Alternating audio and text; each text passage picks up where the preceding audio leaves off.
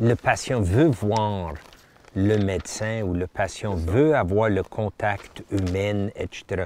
Mais quand le contact dure à peine 4 minutes, quand le contact est des fois un peu brusque parce qu'il y a déjà des patients en attente à côté, c'est peut-être pas le meilleur professionnel de voir le médecin. Il y en a d'autres qui sont capables de prendre un petit peu plus de temps. Et on devient tellement habitué, et surtout la nouvelle génération, tout se fait par WebEx, par FaceTime, par WhatsApp, par tout ce que vous voulez. On devient très habitué à échanger et que ça devienne normal. Puis on ne sent pas un manque de respect ou un manque d'humanité ou de lien.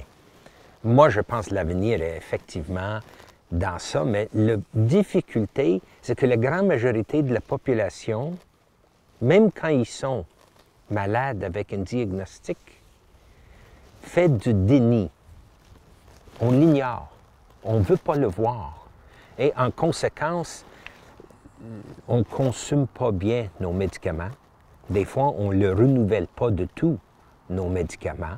On ne suit pas des instructions ni du médecin ni de l'infirmière. Et à ce moment, la question devient, mais comment animer les patients? Comment les faire embarquer comme partenaires, effectivement? Il y en a un certain groupe qui eux-mêmes cherchent l'information et ils viennent voir le médecin, puis ils rencontrent, à un moment donné, à 65 ans, ça fait une couple d'années maintenant, j'avais un petit malaise, je rencontre mon médecin, il me dit, vous avez un atrial fibrillation. Alors, il m'explique un peu qu'est-ce que c'est. Bon, je prends le temps qu'il peut m'expliquer, je retourne à la maison et là, je passe la soirée à apprendre qu'est-ce que c'est quoi les conséquences, c'est quoi les implications, c'est quoi le traitement, c'est quoi le type de médicament, tu peux prendre tel médicament ou telle chose ou tel... Alors là on est beaucoup plus instruit et évidemment un peu plus préoccupé parce que je pense qu'à un moment donné, on devient plus conscient de ces problèmes. Mais pour beaucoup du monde, c'est pas le cas. Puis comment... Ce qu'on voit, c'est de rendre plus accessible, plus facile, le matériel, plus facile à lire, plus facile à comprendre, des échanges, mais d'être en contact avec un professionnel qui n'est pas nécessairement ni médecin ni infirmière, d'être en contact avec un aidant, avec un support, avec quelqu'un qu'on peut appeler et échanger avec si on a un malaise. Puis cette personne fait un petit triage et nous branche. Et là, on est connecté et on sent d'un service personnalisé. On entre dans un hôtel et vous avez l'impression d'avoir un service personnalisé à vous-même. Vous appelle, puis la réception dit « Oui, Monsieur Levin, comment on peut vous aider? » Comme si la personne savait immédiatement. Moi, j'ai l'impression qu'on est obligé d'aller là. Ça ne coûte pas plus cher, mais ça peut aider énormément.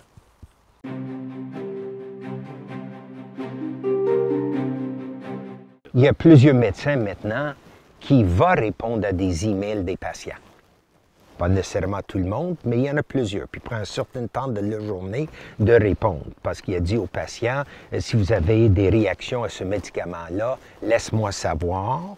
Puis quand le patient dit, oui, j'ai des rougeurs un peu partout sur le corps, bien, le médecin peut... Et là, le patient ne sent pas seul. On se sent connecté. Puis on n'a pas besoin d'aller sur tout un processus, comment reconnecter avec le système. Il y a une moyenne. C'est cette notion d'avoir un lien, une attache. Et ce n'est pas nécessairement être au médecin. Ça peut être à une infirmière, ça peut être à un autre professionnel dans l'équipe. Et c'est la personne à qui on s'adresse quand on a un besoin, un malaise, une question. Ça, c'est une bonne manière. Puis on a maintenant la technologie facile de le faire. L'autre, pour les personnes plus maladies chroniques, ou individuellement, ou par groupe, c'est de faire une forme de télémédecine, une forme de contact où l'individu n'a pas besoin de se déplacer. On fait la blague ici à Montréal que c'est un système de santé gratuit, sauf quand on arrive à l'hôpital, il faut payer 25 $ pour le stationnement. Votre ticket modérateur, c'est le stationnement à l'hôpital. Alors, si vous êtes à domicile, vous n'avez pas besoin de déplacer, et des fois c'est plus difficile de déplacer pour certaines personnes âgées, vous avez une moyenne d'être en contact, puis en contact direct avec un professionnel ou quelqu'un qui peut répondre à vos questions. Une grande partie de nos stress et de nos inquiétudes dans la santé, c'est un manque d'information ou un manque de suivi de notre condition. Si on est capable de combler à ça, puis tout le monde sait que si le patient s'implique lui-même dans sa prévention, dans sa prise en charge, l'impact sur le système au complet en termes de coûts va être énorme. Va être énorme.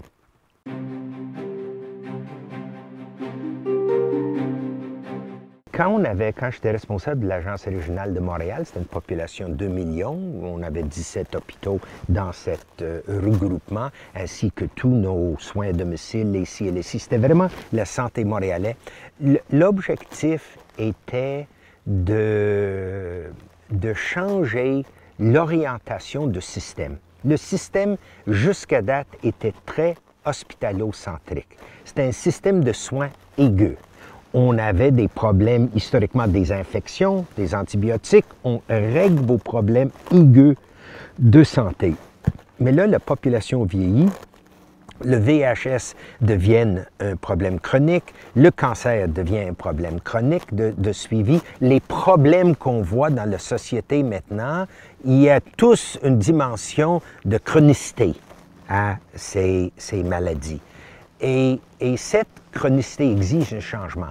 Un système hospitalo-centrique ne marcherait plus et coûte particulièrement cher. Est-ce qu'on est capable de transférer et je l'utilise l'expression, vous avez sûrement entendu parler du medical home, un environnement à lequel il y a une équipe de généralistes, de spécialistes, d'autres professionnels dans l'équipe, capables de faire la prise en charge et le suivi de l'individu et de l'utiliser, l'hôpital, quand c'est nécessaire.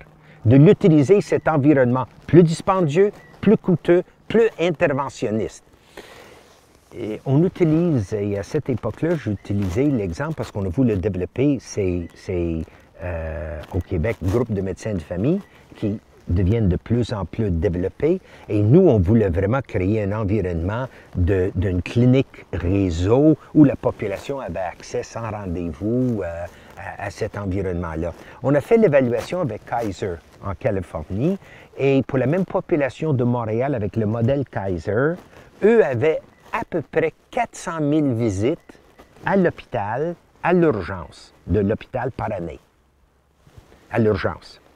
Nous, à Montréal, pour la même population de 2 millions, dans notre système actuel, on avait 850 000 visites.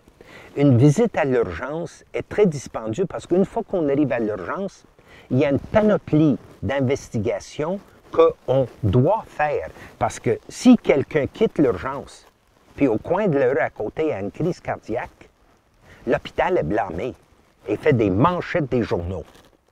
Si quelqu'un voit un médecin dans une clinique, puis il y a une crise cardiaque dans le coin de la rue, c'est un épisode malheureux, mais il ne fait pas des grandes manchettes. Alors, entrer à l'urgence est dispendieux. Si on est capable d'avoir un environnement à lequel on peut recevoir et investiguer, c'est intéressant. Un des problèmes chez nous, c'est que nos groupes de médecins de famille n'ont pas accès à tous les équipements diagnostiques requis. Et maintenant, avec la nouvelle technologie, on a des équipements qui peuvent être dans leur bureau. On a des petits équipements laboratoires pour une test sanguine qui peut donner immédiatement 12 résultats. On a la capacité d'avoir un ultrason, que l'omnipraticien lui-même peut le faire. On a un danger d'une thrombolyse. Il faut l'envoyer à l'hôpital, c'est assez dangereux. Ça peut être fait dans le bureau du médecin à l'extérieur de l'hôpital. Alors, moi, une des choses que je pense est important pour nous, c'est de vraiment transférer un ensemble de l'activité à l'hôpital vers ce que moi j'appelle la communauté et de brancher les clients qui ont un médecin de famille attitré et suivi par le médecin et son équipe. Là, on change la dynamique.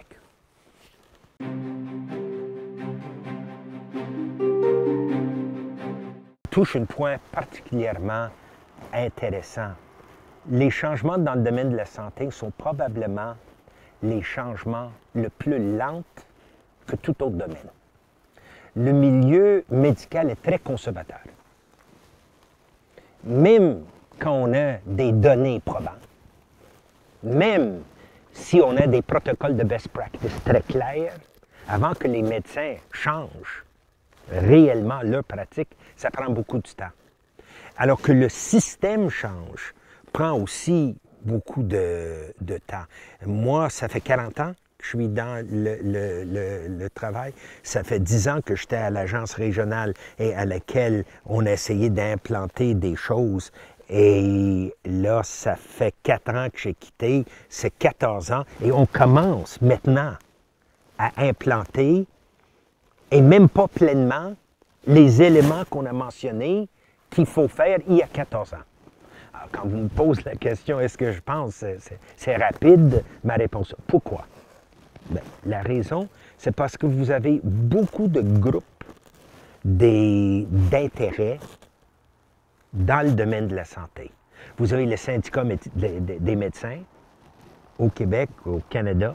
On a des syndicats très, très forts qui négocient la tarification du corps médical. Ils sont extrêmement puissants. Et tout doit passer par eux autres. Ils doivent accepter. Et souvent, des nouveautés, c'est pas aussi facile pour eux d'accepter parce que leur membership, assez conservateur, n'est pas nécessairement à faire une grande virage. Là, et je nie pas du tout la volonté de ces milieux syndicaux de comprendre et de vouloir les changements. Parce qu'eux aussi voient la bonne médecine, la bonne façon de faire. C'est juste que ça prend du temps.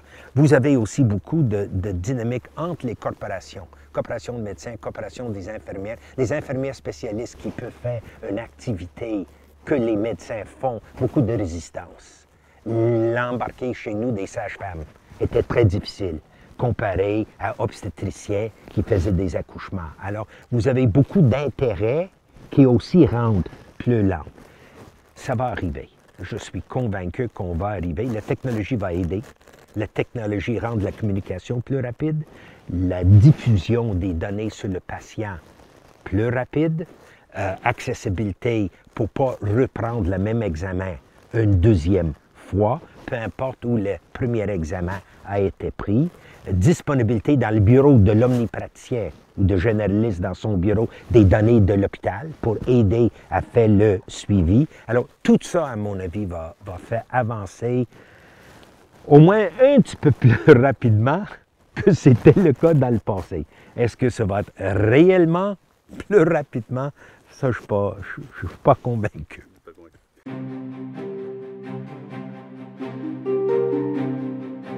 Le modèle, c'est la gestion de maladies chroniques, l'histoire de la diabète. Et de l'encadrer, un protocole, des signes à regarder, les types d'évaluation biométrique nécessaires pour faire le bon suivi de l'individu. Deuxième volet, comment transmettre ces données facilement à une professionnelle pour avoir une lecture et facilement faire un changement de médicament, un changement de dose, etc., ou même faire venir le patient pour une investigation plus poussée. Et ça, c'est la nouvelle technologie, les échanges, la télémédecine. Vous avez vu Yannick Beaulieu, et ça, un médecin dans son bureau, avec le logiciel de Yannick, peut avoir une connexion avec 500 à 1000 patients.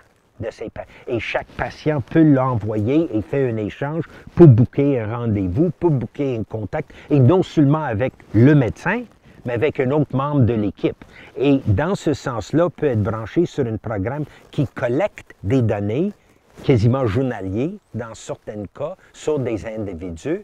On peut faire le suivi si les personnes âgées qui débutent un Alzheimer prendre leurs médicaments dans des boîtes de pilules électroniques dont on ouvre la boîte et on enlève une pilule. C'est enregistré dans le bureau de l'infirmière et on fait le suivi. Puis si on n'enregistre pas, on donne un coup de fil. Madame, avez-vous pris votre médicament aujourd'hui? Alors, il y a moyen comme ça, de la technologie, d'aider énormément dans ces deux volets. Maladie chronique et la meilleure connaissance de la gestion et la technologie pour permettre cette contact et en conséquence cette gestion.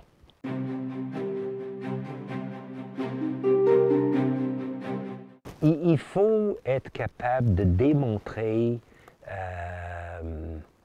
le potentiel d'économie, numéro 1, le potentiel du gain en termes de qualité de vie pour le patient, c'est nos deux mesures.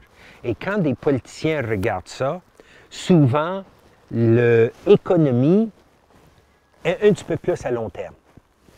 Un politicien vive une période de 4 ou 5 ans entre élections et lui, c'est beaucoup plus immédiat. Alors, une dépense aujourd'hui qui ne ramène pas une certaine économie dans une courbe de lait est moins intéressant. L'autre, la qualité de vie, il faut que pour les politiciens, les patients voient quelque chose de plus immédiat, comme une plus grande accessibilité. S'ils ont une plus grande accessibilité, un an plus tard, il peut avoir un sondage annoncer qu'ils sentent qu'ils ont une plus grande accessibilité. Alors, c'est les deux volets, comment faire introduire la technologie. Je préside le regroupement québécois pour les soins personnalisés. Les soins personnalisés, c'est l'utilisation de génomes et les nouveaux tests et des marqueurs pour indiquer, l'exemple classique, si vous avez telle protéine, tel médicament pour le cancer va donner des résultats. Puis si vous n'avez pas cette protéine, il ne donnera pas de résultats. Avant, on donnait le médicament à tout le monde, 40 % a bénéficié, 60 % c'était pour rien, et 60 % a souffert tous les effets secondaires sans zéro valeur ajoutée. Là, maintenant, on peut faire le test génétique pour décider si ces protéines sont présentes pour donner ou pas donner le médicament. Ça sauve de l'argent, ça sauve douleur aux patients. Est-ce que les gouvernements sont prêts à payer pour ce test-là? Parce qu'il faut payer le test à tout le monde qui a le cancer du sein, entre autres, qui était la première où c'est arrivé. Et là, c'est tout un processus d'évaluation, de regarder la littérature, de voir s'il y a suffisamment de rentabilité de l'utilisation des médicaments. Hollande avait un programme fort intéressant qui était un programme, une sorte de partenaire avec l'industrie où il acceptait de payer le médicament, mais s'il ne donnait pas le résultat, c'était la responsabilité de l'industrie de rembourser. Prospective payment. Il était prêt. Puis ça, ce paiement avant permettait à ces compagnies de s'avancer et à un système à utiliser un nouveau médicament. Alors, tout le domaine des soins personnalisés ouvre une nouvelle technologie. C'est une forme de révolution dans le domaine de la santé très médicale parce qu'on est capable d'évaluer la réponse de notre corps à certains médicaments et le potentiel de notre corps à développer ou pas développer certaines maladies. Là, il faut évaluer, est-ce que le coût de ces tests, est-ce que le coût d'une évaluation génomique vaut la peine? Moi, je crois que oui, mais comme j'ai dit, les gouvernements, ils ne voient pas le résultat très vite. Ils ont une élection dans une courbe de lait, puis ils ne voient pas les bénéfices ou le ristourne du patient pour les donner un certain crédit. Mais c'était toujours comme ça. Est-ce que maintenant, parce qu'on a de plus en plus de technologie, il va y avoir de plus en plus de pression et ça va aller de plus en plus vite? Moi, je pense que oui. La population est plus au courant, est plus consciente. Ils ont de l'information là-dessus. Ils vont commencer à demander eux-mêmes pour ça. Bientôt, il n'y aura pas une femme avec un cancer de sein qui n'arrive pas à demander d'avoir un test génomique pour assurer que le médicament, chimiothérapie qu'elle prend, va avoir un avantage pour elle.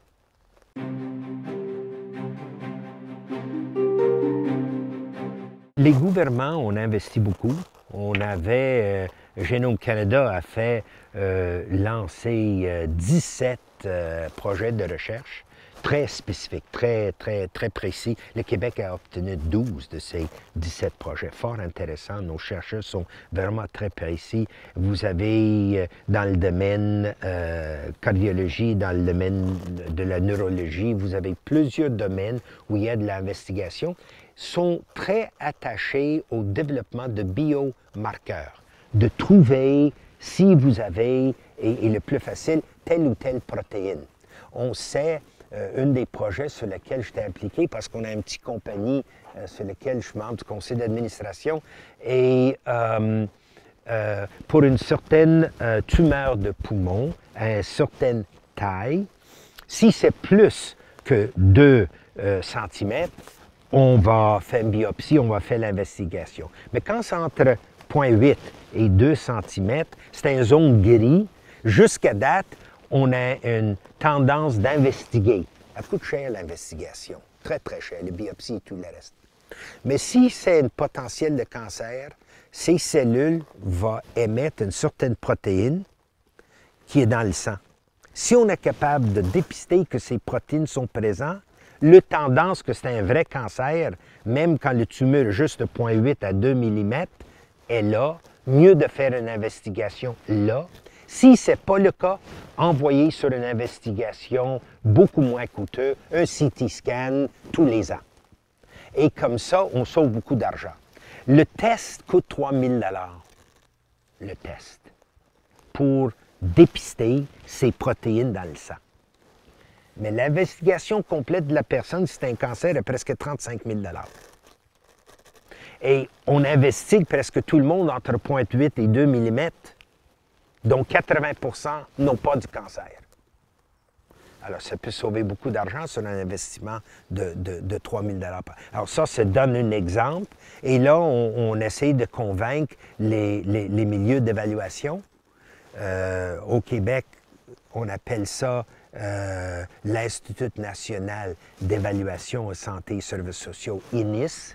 En Angleterre, c'est NICE, National Institute for Clinical Evaluation. Alors, chaque pays avait leur modèle pour évaluer la rentabilité de nouvelles technologies.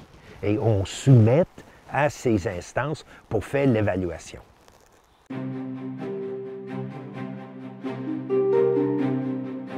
C'est beaucoup plus le ministre de Développement économique et enseignement supérieur qui met de l'argent là-dedans que le ministre de la Santé, qui est nettement, à mon avis, en retard dans une préoccupation très sérieuse de ces secteurs-là. Développement économique voit qu'il y a une avenue ici fort intéressant et veut que le Québec et le Canada soient en avance. C'est la même chose en Europe. C'est la même chose aux États-Unis. Obama avait supporté beaucoup le personalized medicine, puis il a fait des lois parce que vous avez des problèmes avec des compagnies d'assurance, vous avez des questions d'éthique dans l'accès à cette information génomique, puis les compagnies d'assurance obtiennent un emploi, des choses comme ça. Mais c'est pas le ministre de la Santé dans la mesure où c'est encore une attitude dans un système public. Le plus longtemps que ça prend avant qu'on investit dans ça, le moins ça va nous coûter. Aussitôt qu'on investit, ça va arriver à nous coûter plus cher. On ne voit pas l'investissement. On le voit comme une dépense. Et ça doit changer. Ça doit changer. Et est-ce que ça change? Tranquillement, avec une pression du milieu. Quand il y a une pression du milieu médical, je me rappelle, je vais vous donner juste un exemple comment la pression médicale joue dans la technologie. À un moment donné, on avait des stents pour le cœur. Puis là, on a développé des stents médicamentés pour éviter l'urosténose. Alors, on pose le stent, mais les compagnies pharmaceutiques avaient imbibé dans le stent un certain médicament. C'était l'avenir, il fallait absolument avoir ça. Les médecins ont mis une pression, j'étais à l'agence à ce moment-là, puis le nombre de pauses de stents médicamentés augmente, c'était pas possible. Il fallait que je cherche l'argent du gouvernement pour être capable de payer des hôpitaux, pour être capable de couvrir cette dépense-là. Et c'était la pression médicale qui a réussi d'obtenir ça. Malheureusement, dans ce cas-là, c'était démontré dans la littérature 8 ans plus tard que les stents médicamentés n'avaient pas retardé aucunement le sténose. Alors, ça c'est un exemple, mais je l'utilise l'exemple pour montrer comment c'est la pression médicale qui va faire avancer la science avec la nouvelle technologie.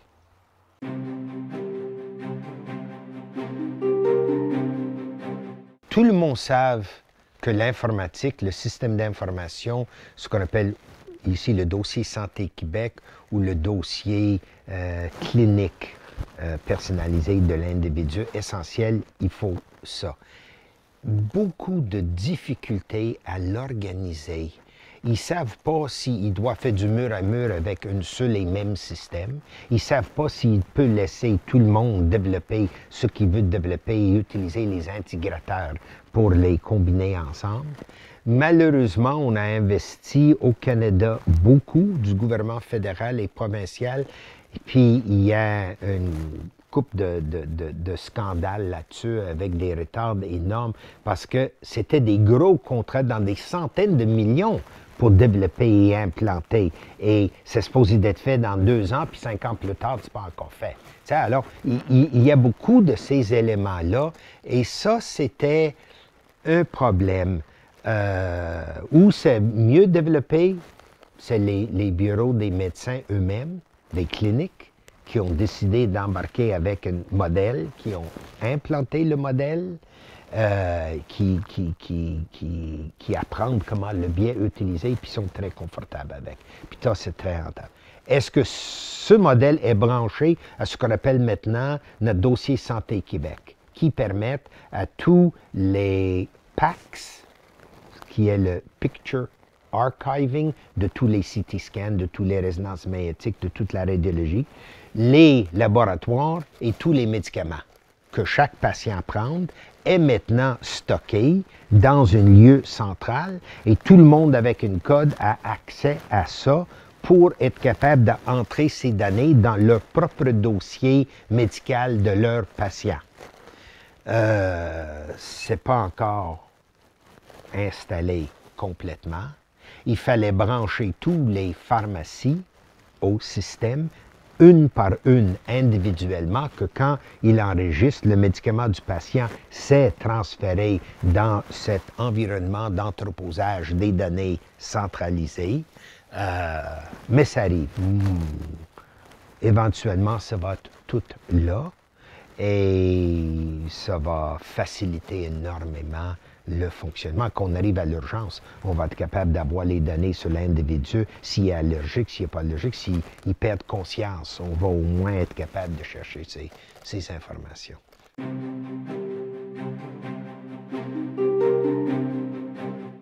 Il est assez bien développé.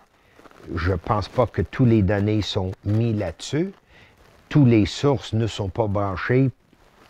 Puis tous les receveurs des données, tous les médecins n'ont pas encore branché là-dessus. Un des problèmes, c'est que plusieurs établissements n'avaient pas le dossier médical de leurs propres patients.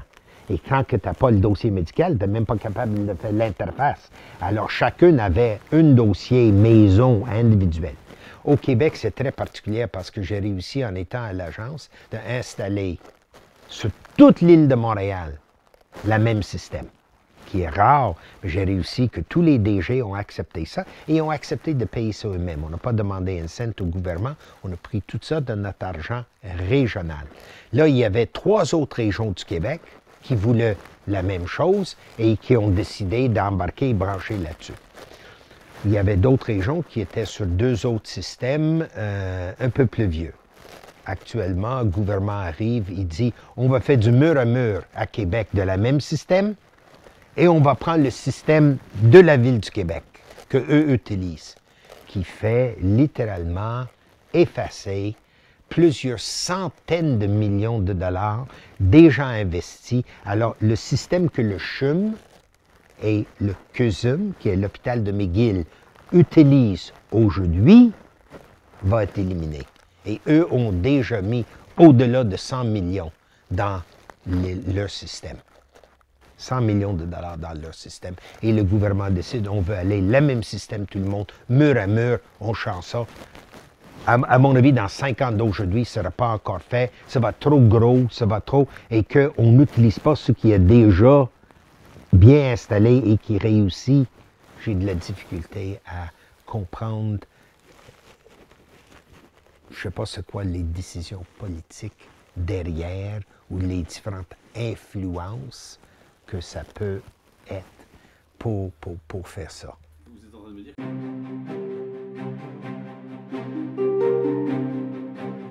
Éventuellement, il y a des moments où il y a une certaine avancée plus vite parce qu'il y a un focus du gouvernement et une coalition de forces pour le faire avancer plus vite.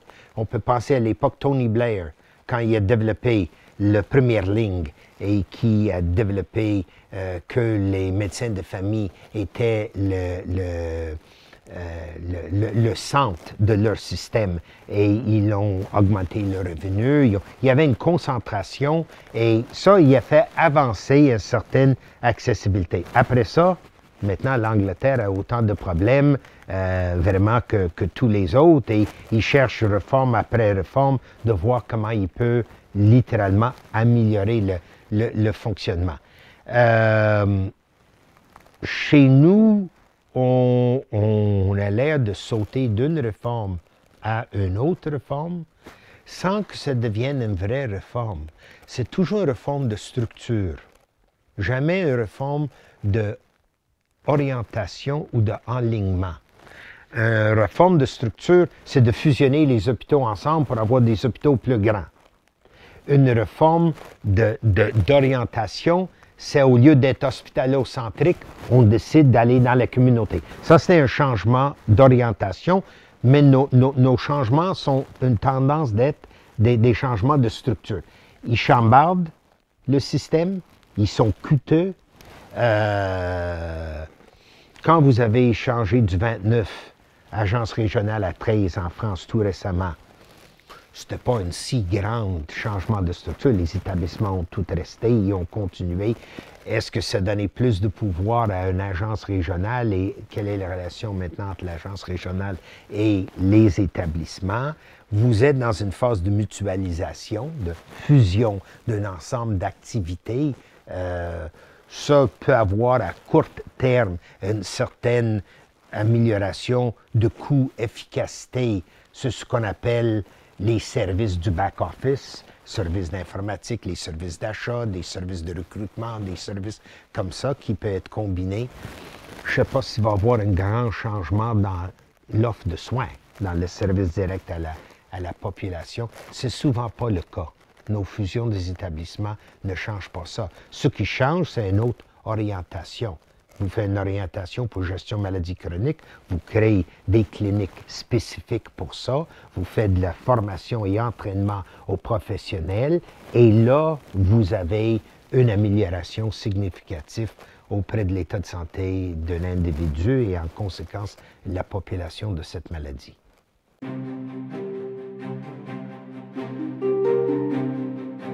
D'avoir le courage de regarder réellement l'activité hospitalière qui est le plus dispendieux et de voir jusqu'où on peut transférer. Je ne parle pas d'injecter de l'argent neuf. Peut-être un peu d'argent pour aider le transfert. Parce que de transférer raide est peut-être des fois un peu difficile. Mais si vous avez un petit quelque chose pour aider le transfert et de penser dans les termes du medical home, penser dans des termes de ces modèles qui ont fait leur preuve, qui est la prise en charge de la population par une équipe multidisciplinaire qui a à leur disposition un environnement et les outils appropriés et qui sont beaucoup moins dispendieux que l'hôpital même. Et parce que vous avez déjà, comme je l'ai mentionné tout à l'heure, une activité de la médecine libérale, et eux ont ces types d'environnement aussi, ça peut peut-être un avantage, mais vous aurez la résistance de ces hôpitaux-là, qui sont souvent grands, des grands employeurs dans une région donnée, le maire est impliqué au conseil d'administration de l'hôpital, et il y a une tendance de dire « touche pas à mon hôpital ». Alors, c'est pourquoi je dis ça prend un certain courage de faire un virage de ce type-là.